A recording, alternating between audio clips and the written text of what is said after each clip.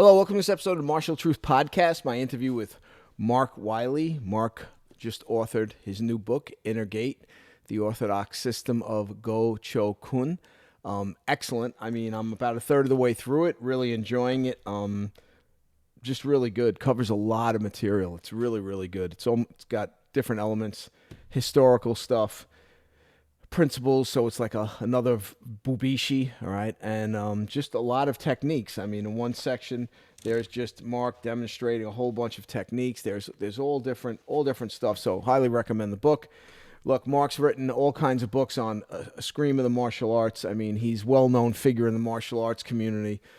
I mean, he's 20 books, so doesn't need me to talk him up. Most of you know who he is. I highly recommend get the book.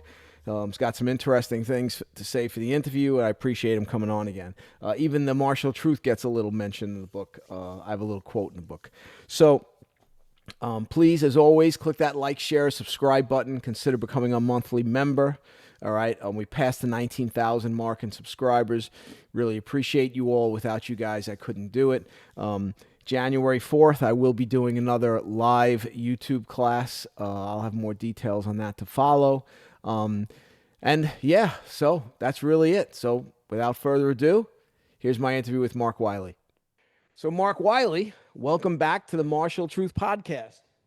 Mark just released his new book, Go Cho Kun, right? The Inner Gate, the Orthodox System of Go Cho Kun, also known as Five Ancestor Fist. I'm about a third of the way through it. I'm really liking it. I'm really liking it.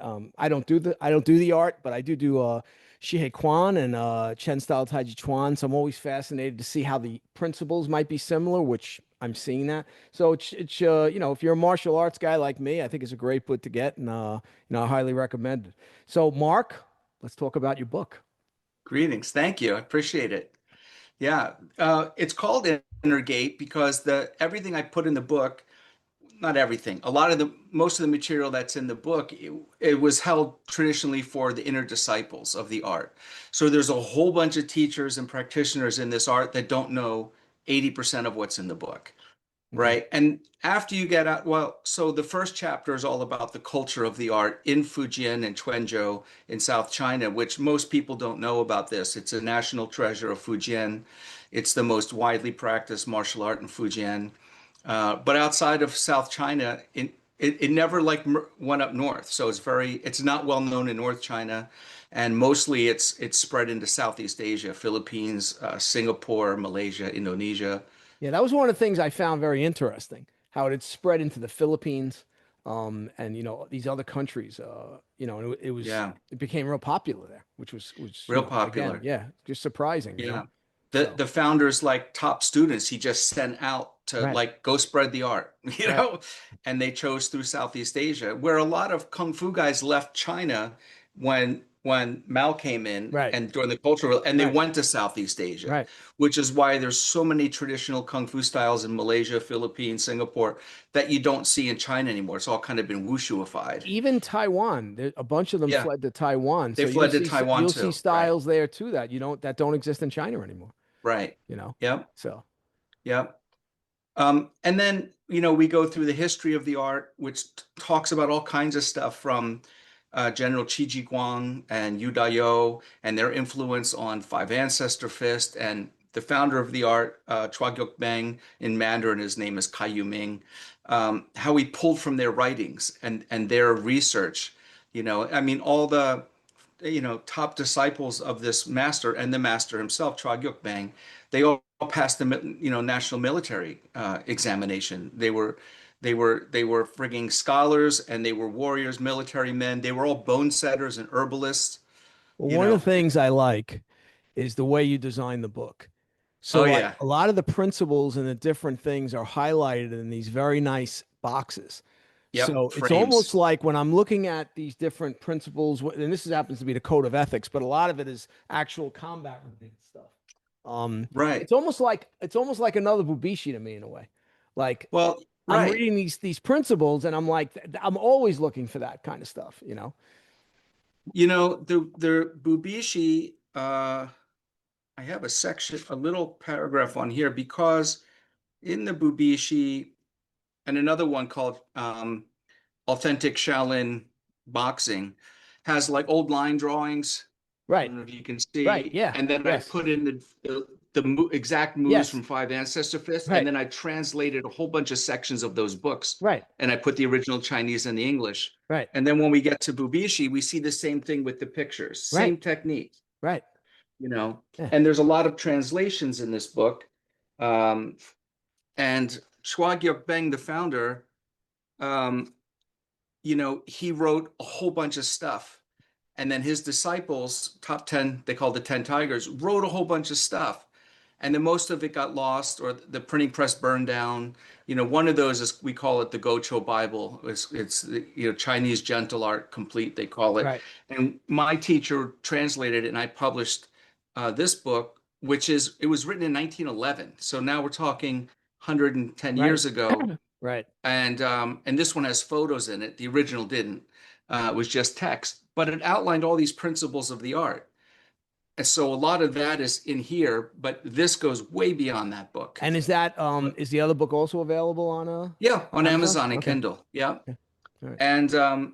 And then what they found about 15 years ago through the Chua family organization, his handwritten stuff. They found these things, and I have copies of the pictures of all of those in Right. here. And so I got them from different Sifu friends of mine in China in this art, and then I had them translated. And then one of them, I mean, it's all about internal and external, 17 kinds of jinn, not of jinn. There's fa jinn, but there's Right. 17, and they're all in this book with his writing of the name of it and his description, and then my commentary on it, so that people can understand it. There's all these diagrams about how we pull the thighs together, not the knees, Right. and how the intra-abdominal pressure has to be, and how the tailbone tucks and why. I mean, there's all these super important stuff with the why comes from the Chinese formulas. And they have formulas written out for the head, the arms, the trunk, the waist, the legs, Well, it's and it's interesting like, because like the spine you talk about, we have the same exact thing in Chen style Tai Chi Chuan. right. And it's talk about being in the inner gate or an indoor disciple. I mean, I've been an indoor disciple for 25 years.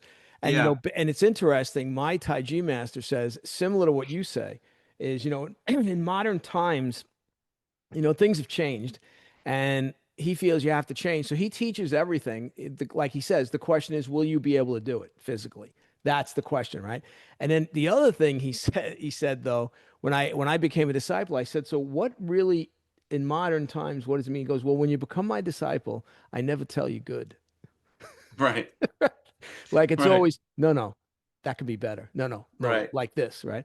So I think that's one of the things with being an indoor modern disciple. I think it's there's more pressure on you, I A think, lot than of someone who pressure. just shows up at a seminar, you know. Right. So, but yeah, but I Yeah. thought your covering of that aspect of it in the beginning of the book was very good also. Because a lot of people that do Japanese Okinawan martial arts don't really understand the concept of discipleship in Chinese martial arts. Right. And I'll be honest with Right. you, I didn't either until I became a disciple. So you became one. You see Right, the right, difference. right. And then, Right. and I tell people that I've helped a lot of people become disciples, and they say to me, well, what happens? I said, well, it's hard to put your finger on it, but once you become one, it's different. It is different. There's a different feeling. If you're like me, the responsibility goes up. Like you did this book, Yeah. right? You're trying to make sure this art, doing whatever you can to make sure this art moves forward and goes to the next generation. And obviously, like my teacher has more of a responsibility for that than I do, but I still feel that responsibility that I should be Yeah. part of that. And I think the book really explains that well.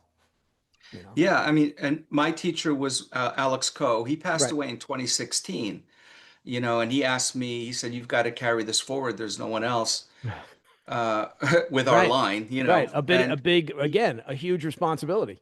yeah. And before he passed, he willed me all his, 1,000 book collection. And I picked 820 to have shipped here because the others I had copies of. So Right. his wife packed them and with all his uniforms, his certificates, any awards he got, and all his books. And she sent them all to me. Wow. And a lot of that material I had translated and is here, and his notes. And he and I had done a lot of writing together over the years. I helped publish some of his books and a bunch of articles with him. But he said he started with his master, my grandmaster, Tan Ka Hung, who was next to him. Alex Ko was first, and Right. then the second, and then his father, and then the founder, right? So he started with him in 1963, I think. And it wasn't until 1980 when he said, "Hey, master, can I write a book about this style?" And then Sifu said, "Okay, come Tuesday, Thursday instead of Monday, Wednesday, Friday." And he comes Tuesday, Thursday, and he starts correcting everything. He said, "What? What? Why are you correcting me?" And he said, "You're doing it wrong." He said, "But master, I've been here since 1960, like almost 20 years, Right. right? 17 years, and you never corrected it." He said, "You weren't my student." So what do you mean I'm not your student? I'm here every day you have class. He said, "No, you're a member of the athletic association. Right. We have kung fu, we have badminton, we have mahjong, we have, you know." He Right. said, "But now I take you as my student, and it blew his brain, Right. his mind open on everything. He learned so many more principles, applications, theories. He was shown 7 volumes of handwritten, of the master's handwritten notes on the art from his father and everything else. And then when I met him and started training with him 35 years ago, whatever, he opened all that up to me because we became fast friends. He wasn't old enough to be, he's only 15 years older than me, right? Right. So um, he wasn't old enough to be my dad. Right. But so it's like Big Brother and Sifu, right? Right. So outside of class time, we're like best of friends, Right. goofing around, talking, trading books, It's interesting because with my Tai Chi master, he's only 2 years older than me. Yeah. So it's kind of the same thing. I mean, it's supposed to be a father-son relationship, but it's It's really like Big more Brother's of an son. elder brother, really, Yeah. um, you know, and so yeah, and I mean, I always say that becoming an indoor disciple is probably the most important decision I made Yeah. in my martial arts career. And when people Yeah. say, and when I say that, people kind of go, okay, yeah, but you're this high don in this art, you're this high don in that art. And I go, Doesn't yeah, matter. right. Those are certificates. That's great. Very happy. Got them, whatever. Okay. But the discipleship thing is very different. And unless you Yeah. become one and you don't really understand what it means. The layers of training is different because the trust is different Yeah. Yeah. and because they know you're not just gone tomorrow Right. or in 2 weeks gone, Right. that they're actually taking their time to share more with you and to Right. correct. Your Sifu says, "Yeah, it's still sucks." Mine Right. always said, good enough. Like, Right. Right. Right. not in a teasing way, just like good enough. Let's just move on. Well, I said to And you someone the feel other like, day, well, is it really? when he was here 2 years ago, my teacher, I was talking to him in the kitchen and I forget what we're talking about, and I did single whip. And Yeah. as soon as I did it, he literally went like this and goes, "That was good. That was really good." And I was like, "Yeah?" He goes, "Yeah, that was really good." I said, All "Okay." right, you got one. All right. Yeah, you hit one Ching, home. remember this day. So Mark it on the yeah. calendars. I mean, also for people that are interested, I mean, you can see video of your teacher. Oh He's on yeah, YouTube. There's plenty of video of up there on YouTube doing different forms, plenty of videos. applications with you. Um, Yeah. you He and know, I shot a series of, he came here in 1998. okay, I brought him to the United States. This red banner over here, okay, if the dummy wasn't in there, but it's in the book and the translation from that school in the Philippines, which they started training there from China in the late 1800s. And it ran consistently until 2015. okay, And they gave me a banner it's called the Beng Hong, uh, Martial Arts Association, meaning humble Beng. Beng Tragyok Beng is the founder. He was known to be humble. He was a doctor, a healer, a warrior. He helped people. He worked with Sun Yat-sen's group and helped, train militants to fight the Qing. But so they gave me a banner to open up the only official branch of their club outside the Philippines in 1998. And that remains true to this day. No other club is sanctioned. And so he came and we shot videos for Unique Publications, which was Inside Kung Fu, right? right, We put a bunch of those out, and those are on digital out and on YouTube too, right. And we did a bunch of books. He did books together and articles and so forth. He was really super nice. He trained in a lot of arts also. Seven Star Mantis, Lua Bafa, Xingyi. You know, it's When you you love know, martial arts, you love yeah. I martial mean, arts. we've anybody that I think is senior. I'm more surprised now when a guy says to me, "Oh, I only do this one thing."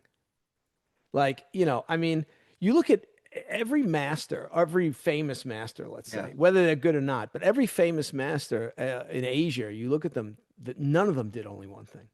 They Yeah. all Yeah. did multiple things, trained in multiple arts. I just think it gives you a different perspective on things. I mean, Especially if the art's different enough. yeah, Like Okinawan karate and Chen Tai Chi, they're different they're enough, different, right? right? But if you did three styles of Okinawan karate, it's just variations on a theme, On a theme, right, right, right, right. Now, right. I see some similarities between the Shihekwan and Uh-huh. the Gochokun in Yeah, terms of certain things. So, yeah, that I found a little fascinating. And that's one of the reasons I'm really enjoying the book. I mean, I say all the time, I'm learning every day more and more about Chinese martial arts, right? And, it's amazing the breadth. I yeah. mean, oh, like just the sheer number of different styles, variations on styles. And I mean, even here in this art, you've got different lineages, right? Yeah. That are So let me teaching the tilt my arts. camera. If you can see my signboard up there above Right, the ancestors right, photos, it says five ancestors to fist, and then left to right, it says Damo body, um, and then monkey palms, grand ancestor legs, Arhat or Lohan feet, and white crane fingers, right? So those are the five styles that make up the bulk of five ancestor fist.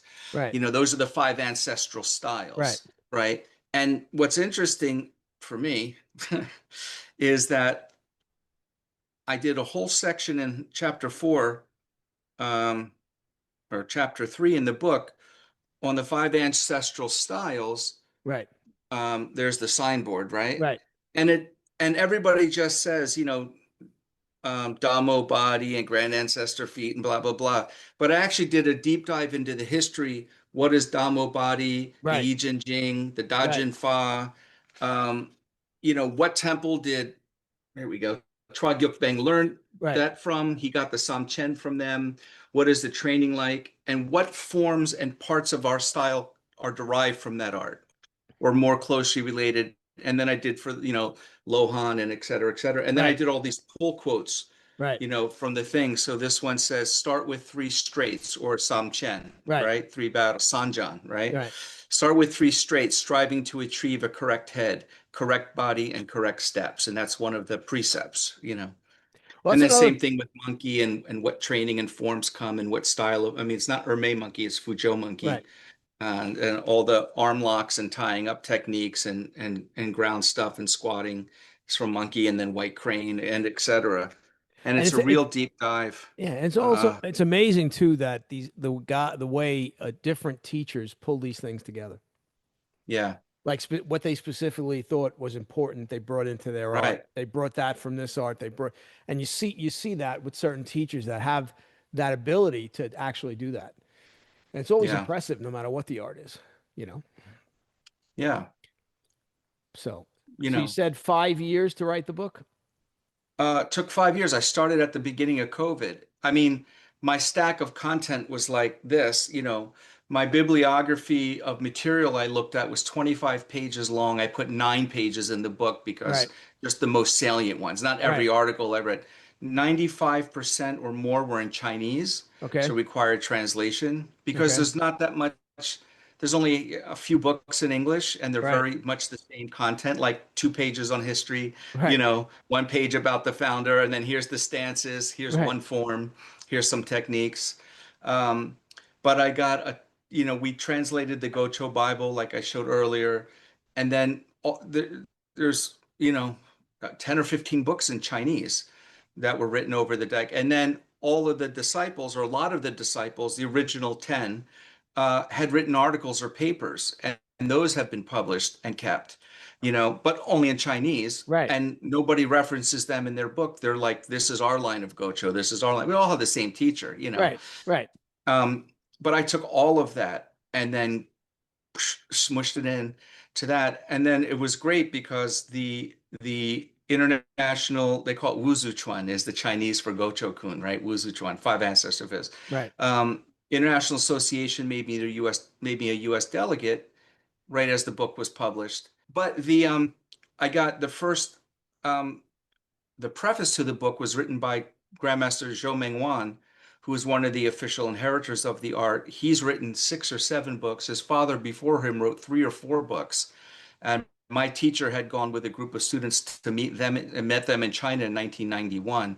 But he wrote a very great preface for the book, and just having these seniors, elders who aren't in my line Right. say how great the book is. Yeah, I read And it. I read the preface he wrote. Yeah, it was very yeah, good. It was very good. It was and very it's just complimentary. like, Yeah, yeah. So Merry why Christmas gift, the dynamic duo. Okay. why don't you talk about what actually makes up the style in terms of what are the weapons in the style? What's the Yeah. primary focus of the style? Just to give people a little bit of an idea. Yeah. So the main training of the style is the form called Samchen, or 3 battles, right?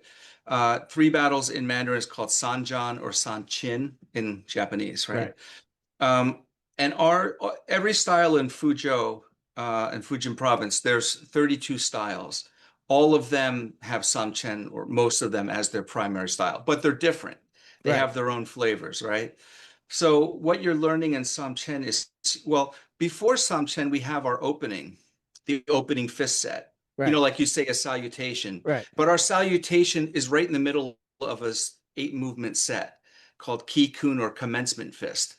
That commencement fist has every concept in the art in it. It's the most important thing ever. And so it's taught at the start of every form, but Okay. you have to learn it before Samchen because it's before it, right? Right.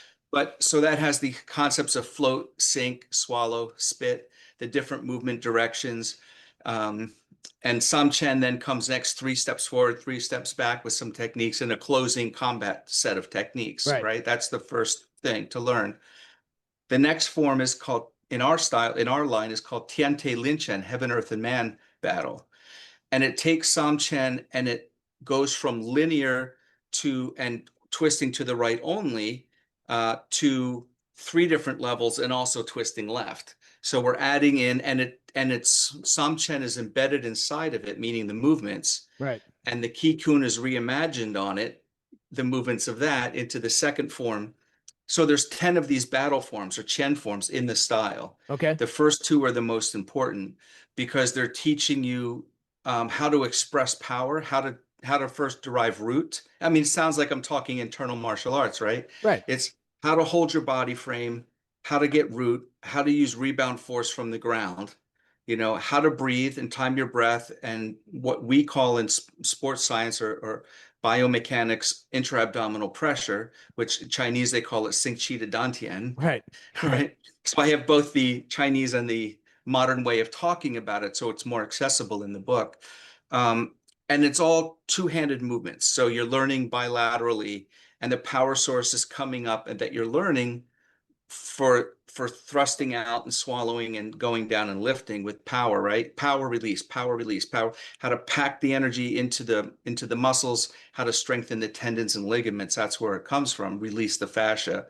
And then on the third form, it's called Lisip-kun, or 20 punches. Simple, 4 directional stepping. You learn 180-degree stepping, 180-degree and 90-degree stepping, left and right. So it's the first time we have directional. You learn single punches, single hand blocks, single hand grab, and then a different ending, right? So now the power went from everything being simultaneously double hand techniques all the time to being single. So when you spent the time to develop the power to get the jing, boom, across the shoulders and shoulder blades from the floor up and out, now that you can turn your waist, the power should be evident Right. because now you actually have another rotational force that you haven't been using, Right. right? So there's no tension or battling in the kun or fist forms. So now by the time you get to the third form, when you punch, your shoulders should be vibrating, the scapula should be dropping, your ribs should be vibrating, you should hear a push into the floor, right? and then we start the chioso.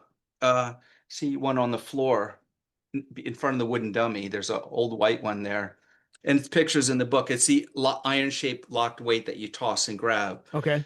row, right? And you start that, and the arm conditioning with a partner and a two-man set, Okay. and then you go to another fist form, and then another Chen form, another fist form, another Chen form.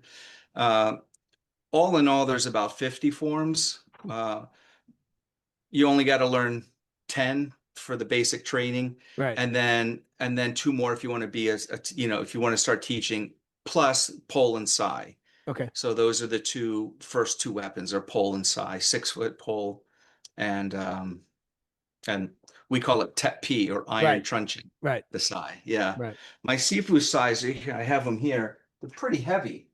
I mean, these guys are made of steel, and these are from the 60s, Okay. Yeah. Yeah. and Yeah. they're real heavy Right. compared to Yeah. those Shiseido And see the ones. I mean, yoku. these Well, things are like yeah. with What a they big, call thick grip. and what they call the yoku. You see yours are more straight. The Yeah, they're prong, straight, they're but straight. they Yeah. they taper, but these are pretty I, straight. I'm Yeah. talking. Yeah. These the yoku is pretty straight. You don't have them Hmm. flaring in and then coming back out. Yeah, because I've got a set like this that stick out, Right. but the handle is so much smaller and the Right. tine is so much lighter Right. compared to Right. this. But part of this is the strength training, right? Right. Part of doing the sai is getting the strength and the wrist Right. strong and the arm strong and the power training. Um, so that's part of the purpose of it, because we do the strength training. And in the book, I define out in separate chapters, this is what strength is, and here's how we train our strength. Here's what force is, power, and here's how we train power. And then here's what force is, or jin. Right. Here's how we train force, and here are the 17 kinds of jin that we look at in our style. Oh, probably most of the students of Gocho don't even know. They just say we have Jinglot or force power, Right. right? Okay. But they only think of one kind. But all the old texts that I translated together had 17 kinds. And, so guess what? You know, Right. Put them in the um, book. yeah, they're all in the book, and they're there in the original Chinese. Plus the founder had written 12 combat rules, his strategies for combat, and those are in there directly from him. And one of the comments I make in the book is that there's like this cottage industry today of martial artists, usually in Okinawan or Chinese, who in America, who are trying to figure out the original meaning of the kata and what do the movements really mean. Right. And one group's like, all the moves are really grappling, and somebody else Right. is saying, no, it's all trapping. And somebody else, no, it's Right. pressure points. Well, guess what? In Go Cho, it's been written about for 120 years, and it's all straight down. And every technique that's in the katas has a name, and we know the applications because it's all been recorded. You don't have to guess. Right. You don't have to make it up. It's all Right. evident. Nothing's hidden. What's hidden is the ability to do it, right? Right. Right.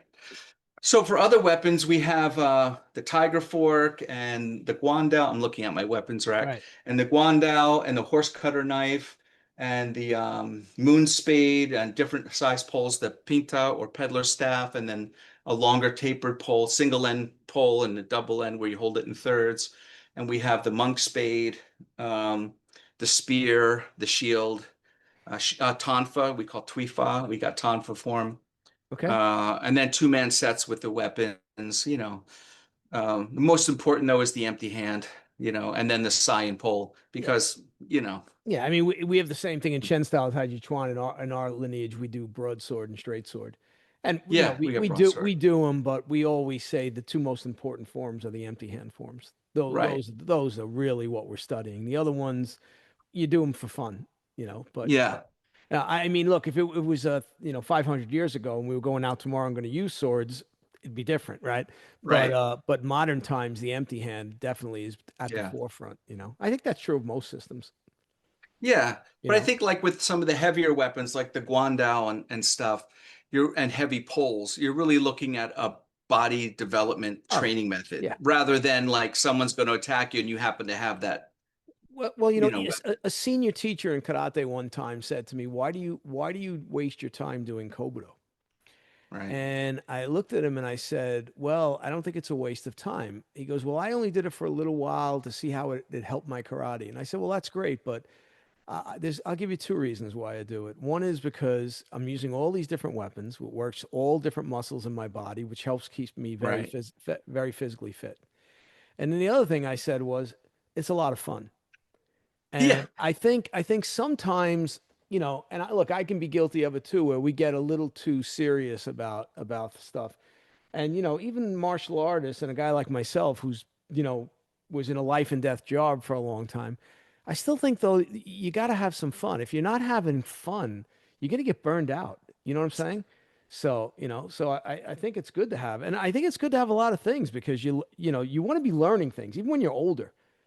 right. Like how old are you now? 56. Yeah, I'm 62. So, I'm still studying eskrima, by the way. Oh, So good. with Ted Rubino, and I'm having a great time. He's a great I guy, got my great sticks teacher. and swords, some swords and sticks right here on the weight bench because Yeah, I was teaching class. yeah. Yeah, So and again, like for me, it's forcing me to learn a different type of skill set. Some right, things are similar, but then there's other things that aren't. And right. and that's good. It's making my brain work in a different way. So Yeah, and that's why I think sometimes I think some of the karate guys would benefit from looking and studying a real Chinese martial art. for sure, for I sure. think they would benefit from it a lot. Well, So their art comes from China, that's why I'm saying, you know. but the problem now is it's been too It's been a long much, time. and it's been too much Japanese. Yeah. The Japanese karate emphasis, even is the virus, the Japanese karate virus has even infected Okinawa. So Oh, okay. yeah. So where like in my dojo, I'm looking for more of the Chinese roots in my karate. Right, I'm not looking for Japanese roots because there are none, right. right? Well, Um, they come after Okinawa, right. so That's what I'm saying. right. So I think it would behoove guys to take a look at Chinese martial arts. I know Yeah. my teacher's coming in soon, and I know there's supposed to be some senior karate sensei coming to both the Oh, workshops. good. So, so hopefully maybe that'll turn them on to it and they'll decide to do it. Or they'll look Yeah, at something else. I hope guys will buy this book, take a look and say, hey, maybe I'd like to try something like this. You know, I mean, I really think it's beneficial. And even my Shihe Kwan master, Lu Changyi, when I first met him, he said to me, he said, "We know karate had this power. What happened? Like we don't see that kind of power." And I said, "Well, yeah, because it's gone too much in the direction of sport. right, And when it's only about sport, you don't need power because you're right, not worried about taking an opponent out who's trying to hurt you because there's a referee there and he's going to stop it, right, right? But when you're in the line of work I was in, I mean, you want a martial art that is going to work and it's going to save right. you, that teaches you, can you generate power, you know? Um, but yeah, I like the way the book is laid out, the way the book is designed. You know, yeah, I'm really enjoying it. So It tells you how to do everything. Then there's a chapter on not only the principles of combat from the founder, but the principles of engaging an opponent and how do we do that. And there's whole sections on how to control the center and how to right, control the flank, right, right? Like from the outside, right, and you don't the art you have to take both. Plus we have high, middle, and low techniques. So right, there's leg sweeps and takedowns and right. arm takedowns on the ground, and then there's midline techniques and there's highline techniques inside and outside the gate.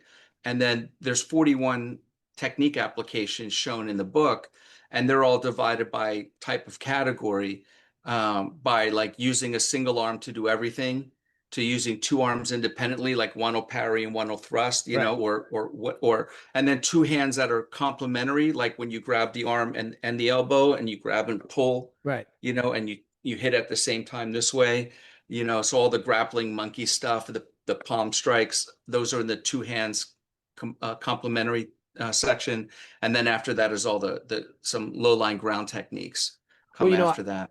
yeah, I always say, if a martial art has to be well-rounded. Has to I mean, be. if it's only hand techniques, it's limiting itself. If it's only striking techniques, it's got to have ground fighting. It's got to have fighting up, middle, low. It's got to have Right, short distance techniques, middle distance, long distance. I mean, any art that's purporting to be a combat art has to have a lot of stuff in it. If it doesn't have a lot of stuff in it, Okay, so what happens when, and look, I love the guys that say, well, I'm never going to get knocked to the ground.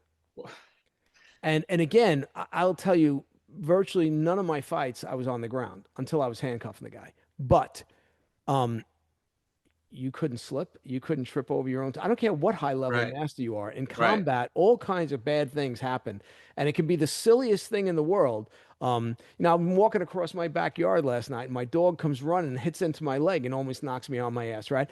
And I mean, you could step and slip on something in combat and wind up on the ground. So, I think it's important to have a wide range of techniques from Yeah. all different types of situations. Um, so I always look at arts that kind of limit themselves in that regard, and I say to myself, this art probably didn't really come out of combat. It's probably a later art, Right, right. where. And again, I'm not knocking it.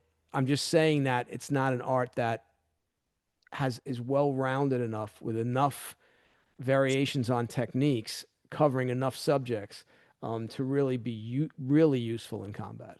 You know. Yeah. And today, the arts are more, for most people, are more of a self-development way of life type of thing. But for those who it's not, you need to have, you Right. need to not be getting shortchanged, Right. on the training. Right. What I like about our training in this art for me is, especially getting older, uh, is that I can focus on training that like internal stylists work on, like where do I feel that my dantian is, it too high or Right. low? Do I feel the root down more when Right. somebody's pressing me? How much can I relax, or song, right? Right. To get this rebound force from the ground and uproot or whatever. We have all of that, but it's with these different sets of techniques, than Tai Chi, but the same type It's of principles are all right. there. That's what I'm seeing in the book. And one of the things I'm even with Tai Chi, I'm coming to realize is, it has a reputation for being a certain way, and Yeah. I'm finding that that's not the case. Meaning most people practice it only soft. Well, And they're not indoor disciples. right. Right. And when you're, like one of the things my teacher said to me early on when I was teaching in New York, he said, you teach the form a little stiff. And I said, yeah, in the beginning, I want it to be very clear. I don't want it to be this kind of soft because people just don't seem to move right. Right. And he goes, no, no, I think it's good. He said, all your students have power. So here's a Tai Chi master saying that the important thing is your students can generate power. Where a lot of Tai Chi, and I had a lot of Tai Chi guys come into school and push hands with me, and they try to be this loosey goosey relaxed thing, and then they get knocked on their ass, and Yeah. they're like, my teacher said to stay relaxed, and I'm like, well, what fight have you ever seen that looks relaxed? And so that's why I find it interesting too. And I do a lot of different arts like you do, and I'm one of these guys that I'm not a guy that's looking at like I'm going to catch in Mark Wiley's book. No, that's different. So that's no good, right? I'm one of these guys that if I see something that is the same, I'm like, oh, so there's a confirmation there, right? And then if I see something that's come at it a little bit different, it's not the way, I'm like, oh, I got to think about that. So I'm always looking for common threads that run through these arts. And I'm always looking to increase my own knowledge base.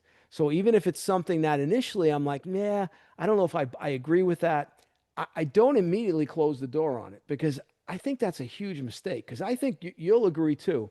There were things you probably learned where you were like, and then maybe a few years later, you realize, oh, wait a second. Oh, oh, now I get it, right? But if you close the door right away, you're not going to have that opportunity to get it later. So I think Right. that's why I think even though I don't do this art, I think there's a lot of value in that book for me in terms of reading it. You know. Yeah, I'll tell you an embarrassing story. So my Sifu and I were shooting the videos for Inside Kung Fu Okay. in 1998, and we did the forms and the two-man, and he did Right. all the, like, I'm posing and he's showing all the pointers of where the elbow needs to be and whatever. And then we get to the part where we're showing techniques from the form, and he does this technique for, I forget which form. There's people watching, there's the cameraman, the lighting guys around, and he does a technique, and I just went, really? Like that? Like, are you kidding me? Right. You're gonna do that? You know, Right. like that's the dumbest thing I've ever seen in my life. Right. And he just looked at me Right. and Right. I was like, Right. okay. But you know, about 15 years later, or 10 years later, I was like, man, that's awesome. Right. Because all the context, I Right. didn't know the context. Right. I only Right. see the outer form of Right. the move. Right. But in his mind, he's got this context of stuff he hadn't shared with me until we went to Taiwan together. You know, the stories in the book in the Yeah. hotel room at Yeah. midnight Yeah. and Yeah. got Yeah. almost chased out of the hotel. Yeah. Uh, but if if I had known that stuff, that inner gate stuff, when we did that, I'd be like, yeah, of course you're going to do that. Right. But when he did it without knowing that, there's so much stuff I didn't know that I didn't have the Right. context to understand why that was a good move. And to me, it was just stupid looking. Right. So I said early on to my shifu, I said, is the punch like this? And I described what thought the punch was like. And he looks at me, he goes, yeah, yeah, it's like that. And then like 5 years later, with training again, and we've been training throughout, but Yeah. I said to him, I said, by the way, remember those years ago when I asked you, is the punch like this? He goes, yeah. And I said, and you said, yeah, it was like that. And he goes, yeah. And I said, it's nothing like that. He goes, It's yeah, I not like know. that. He goes, I know, but at that time, it wouldn't have mattered. He goes, you didn't understand Right. it yet. And I Right. remember that is also a learning experience. So similar to what you had, that situation. And even now, sometimes with students, if they'll ask me a question, I'll say, yeah, yeah, that's it. That's fine. Knowing that if they stick with it a few It's years fine for later, now. right, they'll Yeah. realize and I'll get through to them where they'll understand that no, that's not really what it is. It's really more like this. So that it's Right. yeah, I think we all go through that kind of stuff. So, but yeah. So it's There's a lot of details to learn. yeah, We have a training method that goes way back called 10 toes point to the sky, where usually when people's feet are on the ground, they're gripping the floor, right, they're trying to grip, and right, ours are pointing up, like okay, you're right, pointing your toes up.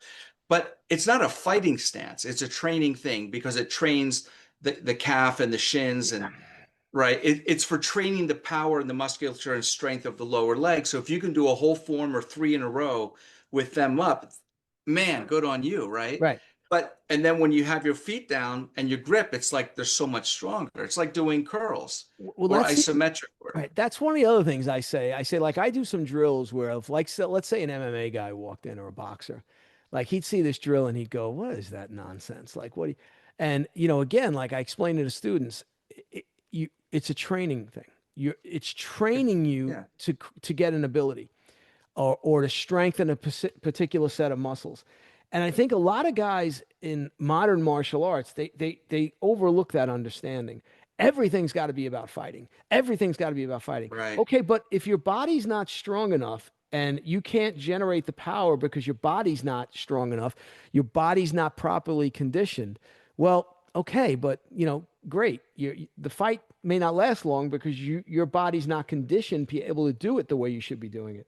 And that's one of the things I right, find fascinating too, the longer I'm doing this, is that um yeah, there's a training thing that we bring into the fight if we have to. But it's right. not necessarily specifically a fighting aspect. It's to train your body, whether it's like you're For saying, sure. your instance, the legs, or like in the case of body conditioning, to make the bones Right. stronger and so yeah, I think again, that's another thing that I think a lot of modern guys kind of overlook a little bit. Yeah, for sure. And it's understanding. I mean, there's all the attributes you need to develop, right? Right, Strength is one of them, right, and agility. So if all you're right, doing is bobbing and weaving drills, and right, that's for that agility skill and right, that skill set, right. It's like, I did a podcast with a boxing coach in England and UK named Fran Sands. Okay, If you don't know him, you should listen to that podcast and get him on. The okay, most fascinating boxing coach I've ever spoken with. And he talks about hitting the heavy bag. And when you hit the heavy bag, what you're really doing is training 9 different skills. And he goes through this whole thing in our podcast. I'll send you the name after yeah. Send me the in a name link. after. Yeah. He said we're training 9 skills. It's not to learn how to hit something hard. It's we're training 9 skills, distance and time and movement and execution and shifting weight. And these 9 things are being trained on the heavy bag. It's not just how hard can you hit a stationary object, Right. and it's like in the martial arts stuff the same way. You could just be work. I remember I went to the Aikido Hanbu Dojo for uh, Gozo Shioda's Hanbu Dojo in Okay. Japan. I used to live in Japan. And I sat there and watched the class for an hour. And he was training Tokyo police officers. And their white gis were blood stained on the knees and on the elbows at the end of class. Like little by little, you see Right. because one practitioner would just do a grab and arm bar and down for half hour, and the other guy was the uke, and then he gets up, blood Right. from the shins and knees Right. being ripped on the tatamis, Right. and now it's his turn for a half hour, one Right. technique. Right. But you know what? They don't have guns and stuff, and they got to do it, and it's got to be right, and they train an hour on one technique. I mean, that's discipline and patience. Right.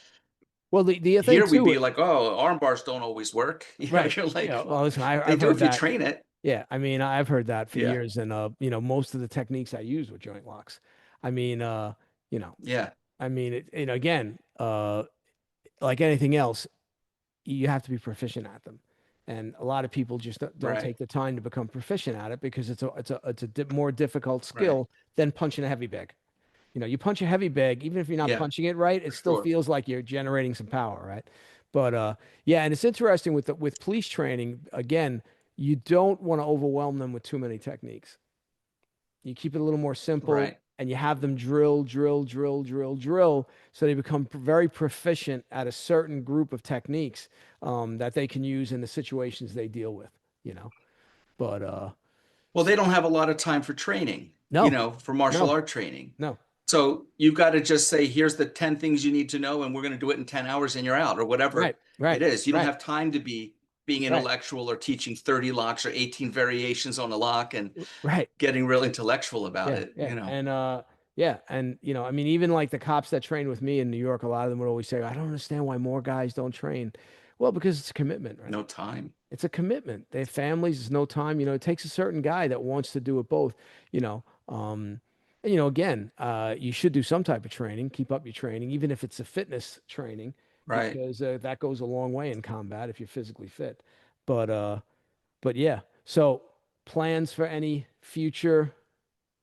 Uh, I, I'm tired from this one, man. I'm sure you. It's funny. This one knocked the wind out of me, Every author I interview, I'm usually interviewing them right after they publish the book, and they're and tired. every one of them says the same thing. They say, I don't know, I need a break. Yeah. And I get it. I mean, I look at the work that goes into something like this, and I'm like, yeah, and Well, I you could know, have just done a 150-page book with 20 photos, instead I do 330 pages with 1,000 photos and right, translations and, right, culling through mountains of data and making right, sure it's correct. It was a lot of work, yeah, as well as, working and training and teaching and, yeah, yeah, no, working on other stuff. yeah. I mean, but it shows. I mean, it's a Yeah. quality book. This is my 16th book, 11th martial art book, and it's the one I'm most proud of. Oh, well, Well, that's my it. very first book, Filipino Martial Culture, Right, it was my second book, 1997. Big, thick book on the culture and martial arts of the Philippines, right, all different teachers and, right. and stuff. I'm And pretty this is sure. I'm pretty sure I my have that one for one. the Chinese, Yeah, um, you know, all the stuff on training, the technical hands, the forms, and then the fighting methods from the founder and all this, breaking down by deception and maneuvers right, and right. strategic exchange and, uh, That's different what. That's what I things, mean. I love books like this because again, even if you don't study all the the art, pull-out quotes. yeah, you don't Yeah. study the art, but there's so much in there for anybody for whatever art you And study. in You the know, section where I show the techniques, right, I really like this because under the techniques, I'll just look at here. They have these 6 categories. What's the control location, flank or center line, right? right, So this one I'm looking at here is flank. right, And then it says, what's the gate location? It's outside upper. What's your connecting hands? It's the palms. The bridging method is connect the bridge and move the bridge. What's the movement concept? Swallow and spit. And the main technique is called Intinso and Song Sui. And that's all the information for those 3 photos. right, But it relates it back to everything that you've read in the book on the training, the philosophy, Right. the application, the Right. theory, the principle is all outlined under every technique. So it's not just like looking at 41 techniques. Right. Okay, he blocked and hit. Well, no, this is inside gate, connecting the bridge, because the bridging Right. methods are all discussed prior to Right. this, the bridging hand methods, the Right. float, sink, swallow, and spit movement methods, how to generate power, the different technical hands that we use, and then all come together with range and gait. So That's each that. technique is classified. Right. So you're Yeah. showing now. You're showing it's not just a technique. You're showing how it's linked back to that principle. Yeah. Right. It's like, Right. So you this is see how a it. technique Right. is built. It has to Right. have a minimum of these six things. Right. You know, I didn't talk about strength and force and power in the technique because Right. I'm assuming you've got all three of those already Right. because, you know, when you grab the guy's arm, that's grip strength. When you go to hit him, it's power. And when you connect and disperse the power, that's the force dispersing, Right. right? Through the ground up. We have a Right. whole thing on generating this whole, what we call Goki lot or five parts power, uh, generating from the floor up the legs, pivoting on the waist, up the spine, shaking in the scapulas. The scapulas have to drop, the shoulders shake. That's when you know you're doing it right. And it Right. goes down and out the one limb, two limbs, whatever. And in modern biomechanics, you know what they call that? The kinetic chain and kinetic link principle. Right. Right. So I talked about the kinetic chain and link and how we describe it in modern sports science today and how it's discussed in Kung Fu back in the 1800s, right? It's Same amazing. thing, exact thing. It's amazing how big a deal Sanshin is.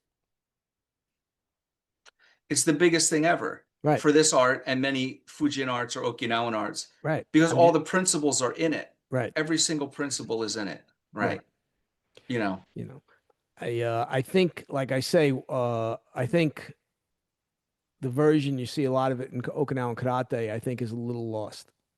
I don't think it's emphasizing the principles that yeah, I've changed the way I do Sanshin based on yeah.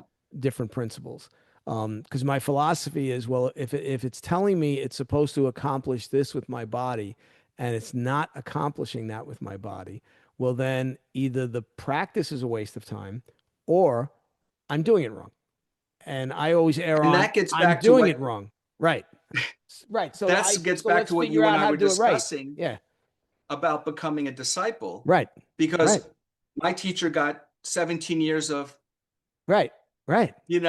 your Sam Chen. Yeah. Right. Good. Right. Right. And then he got it corrected when he got brought in, Right. you know, it was just his two sons, the master's two sons, and then he brought in my Sifu, right? Right. So mine was the same way. I'm doing this, big deal. Right. And then he's like, no, no, no, here, turn like this, pull it like that. And you're like, oh man, are you kidding me? Right. So there's like 95, 98% of people don't have that knowledge. Right. Your Chen Tai Chi completely changed, which probably changed every other art you do because you can't change your 100%. body, 100%. right? So Well, you learned your San Chen the normal, regular, uh, you know, population right. way. And now you're like, wait, it says it's supposed to be all this. Right. But now you've got Chen Tai Chi that has all these Right. principles. And You even can the go back and revisit your San Chen and right. work it And out. even the Shihei Kwan, because Shihei Kwan has Sanshin in it also. Right. Right. It Right. has, right. And I And White show Crane, I mean, not Shouting right. Crane, but Right. White Crane is one of our styles. So there's Right. that connection. Right. Right. So that's what I'm saying. So like I'm looking at the Chinese way that most of them are doing Sanshin, and I'm looking at the Okinawan way, and I'm like, Yeah. no, there's some Plus, how things here long, that go ahead. just because there's trade routes from Fuzhou and Yeah. thing doesn't mean some guy spent ample amount of time to Right. Right. really learn an Right. art. I Right. mean, and Well, if they won't even teach, if the Sifu in China is not even teaching his own 200 students at the association, right. why is he going to teach some guy who's bringing in his rice, Right. his He's a whatever from foreigner, right? Okinawa? Well, it's His, it's the same thing with karate in general. Like right, we just bombed the country, which obviously right, and we right. assume the Okinawans So teach us your are gonna Ishinru teach now. us real karate. And I think those early guys, we owe them a debt. They brought it back. Yeah. They spread it. Great job, but I don't think they brought back the real stuff. I think that took a long time to kind of come out, and you had Yeah. to find the right teacher.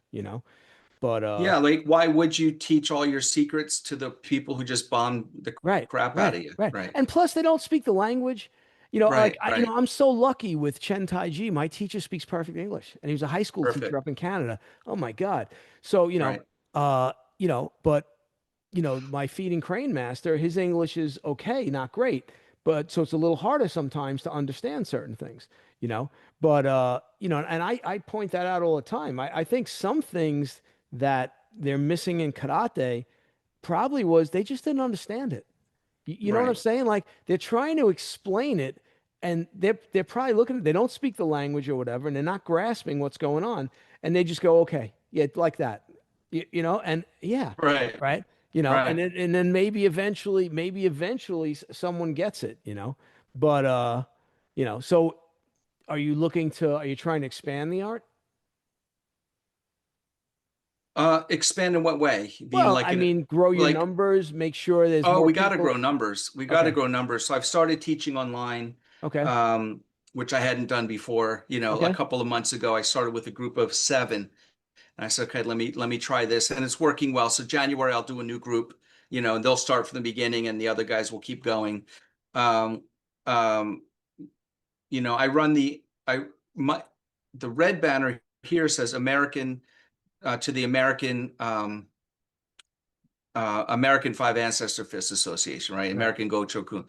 But in 2015, my seafood died 2016. right, He and the Grandmaster's son, who's now in charge, um, who took me on as his disciple. My teacher knew he was dying, and he said, we're going to call it the International Bang Hung Martial Arts Society now instead of the American.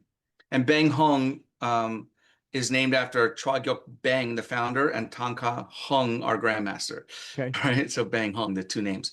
Um, so I got students in different countries, online now, and hopefully we'll do a meetup every year Y- and come in and train. We got to promote it. There's like Yeah, 5 or 6 teachers in North America total okay, from the different lines, and we're all right. friendly. Oh, Like that's good. there's no animosity anywhere. And there's Right, the International Association in China right, that every year has a big meeting, and it's in a different country except the United States, because they all can't afford to fly to the US right, from Indonesia and right, Malaysia and Singapore right. and China, so they kind of circle it around there. But our group internationally is well connected and very friendly with one another, Okay, even though we have differences in how we see the art and that's perform the okay. art. Right, But who cares? right, That's expression. right. But we really need to grow the art here in the US more because there's only 7 teachers, 6 teachers. I don't even know who's active.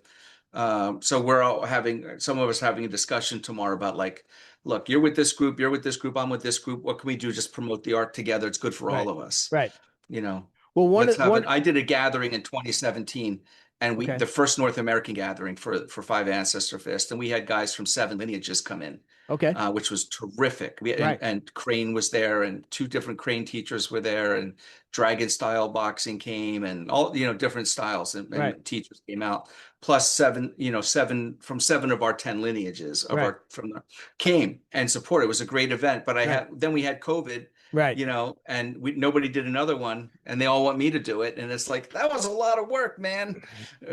And now I I just finished this book, so how about somebody else do it? I've been doing Zoom classes for 5 years. Yeah, And when I started them, someone asked me to do it, and I was like, I said, okay, I'm not sure this is going to work. And now I do a lot. I do a yeah, lot, and a bunch of the different arts I teach.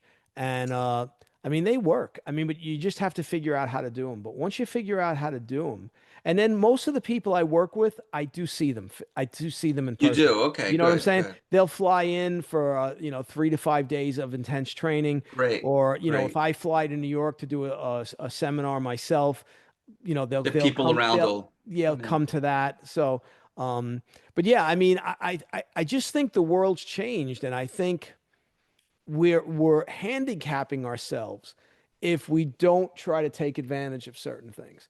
Like somebody says to me, well, nothing's better than one-on-one in-person instruction. Totally agree. But if I've got a guy out in the middle of nowhere, but he's got Wi-Fi and he sees Mariyoshi Kobudo and he decides, "Oh, I want to learn Mariyoshi Kobudo, but I can't get to, I'm nowhere near a teacher. Can I do Zoom classes with you once a week? I'm not going to Yeah, tell that guy no. I mean, he's right. making an effort to try to learn. And So often the people who are further away make a greator effort because they don't take advantage of the sensei or sifu being right there, right, right, right, And they're going to learn all the technical stuff. right. And then when they do see you, it's just correction Right. time, And a lot of you times know, it's partner work. So like in and partner certain work. things, it'll Yeah, be partner work, which they can understand what we're doing with certain things. But yeah, and then there's obviously technical corrections on how the body should move, right. right? But I've found the Zoom classes have been they've been great. I mean, I enjoy doing them. People seem to realize. I mean, that guy I first did them with, I'm still doing them with. And That's there's a great. bunch of guys that I'm doing with now 3, 4 years, 5 years. So, and I'm getting more and more people calling me, asking me about doing it. So there's some weeks I'm doing 12 Zoom classes in a week. Holy cow, that's Yeah, and that's crazy. on top That's of awesome, man. Good on you. and that's on top of my regular classes that I teach, Right. and but yeah. So listen, get the book if you want a good read and you want to learn something about a martial art that you probably don't know about. This is a good book to get. Um, it's got a lot of things going for it. I'm 2/3 through it. I mean, I scanned through it. There's the other one you could get. If you're interested in studying Go Chokun, Five Ancestor Fist, reach out to Mr. Wiley here, and he'll be able Go to on help you Amazon. It's that. on Kindle and Yeah, print. And when you get through this, if you don't like history and culture, skip those. And there's still 200 pages of principles and training and fighting application yeah, theory yeah, and all this stuff. yeah, So, and you know, uh, yeah, it's a book for everyone. yeah, And I think for all martial artists, there's yeah. something to learn. I agree. Absolutely. So. Yeah. So listen, thanks again for Thank coming you. on. I appreciate it. Thank you. I'm sure we'll have you on again. I'm sure something else will come up and you'll reach out or I'll reach out and you'll come on. Um, but yeah, I appreciate you coming on and Thank you, Michael. I I'll see you appreciate down you the having road. me. All right. All right. Thanks, Thank Mark. you. All right, take care. Bye-bye. So I hope you enjoyed my interview with Mark Wiley. I mean, I always enjoy talking to Mark. He's a great guy. He's a wealth of knowledge. Healer, martial artist, author, just all around great guy. Again, as always, please click that like, share, subscribe button. Tell your friends about the podcast if you like it. Share it on your social media platforms. It's appreciated. All right. Master Chen Jianghua will be out here in Arizona, second week in February. Go on my Facebook page. You can find details on it. If you can't find it, reach out to me. He'll also be in New York the weekend before that, the last weekend in January. So we're getting a lot of interest in that, especially, believe it or not, among some karate people. So some karate people are planning on coming to his workshop, which I think will be eye-opening for them. So as always, appreciate you all. Thanks, and I'll see you in the next podcast. Take care.